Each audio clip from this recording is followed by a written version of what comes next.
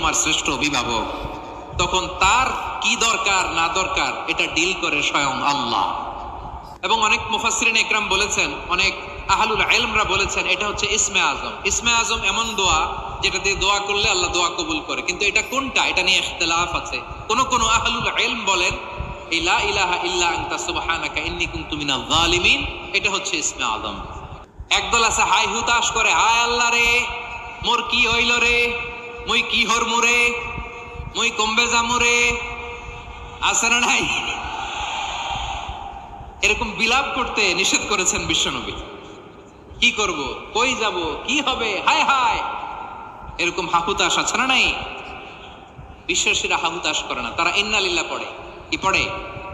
আমরা পড়বো ইন্না লিল্লাহি ওয়া ইন্না ইলাইহি রাজিউন। নিশ্চয়ই আমরা আল্লাহর জন্য, আমরা আল্লাহর দিকেই ফিরে যাব। এরপর পড়বো আল্লাহুম্মা আজুরনি ফি মুসিবাতি ওয়া আখলুফ লি খায়রাম মিনহা।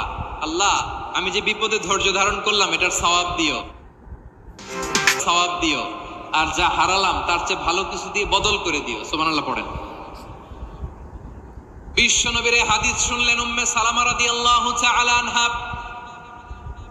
ওনার স্বামী হলো আবু সালামা। মজার ঘটনা খেয়াল করে শুনেন আমার প্রিয় কলিজার টুকরা ভাইয়েরা। কানগুলো খরগোশের কানের মতো খাড়া করে আমার দিকে তাকান।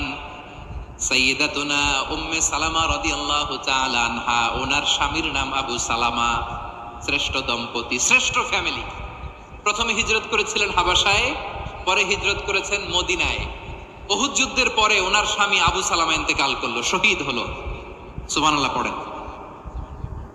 যখন আবু সালামা ইন্তেকাল করলো, উম্মে সালামা রাদিয়াল্লাহু তাআলা আনহা কেঁদে কেঁদে হয়রান। আর নবীর শিখানো বাণী অনুযায়ী তিনি বারবার পড়ছিলেন ইন্না লিল্লাহ। কি পড়ছিলেন?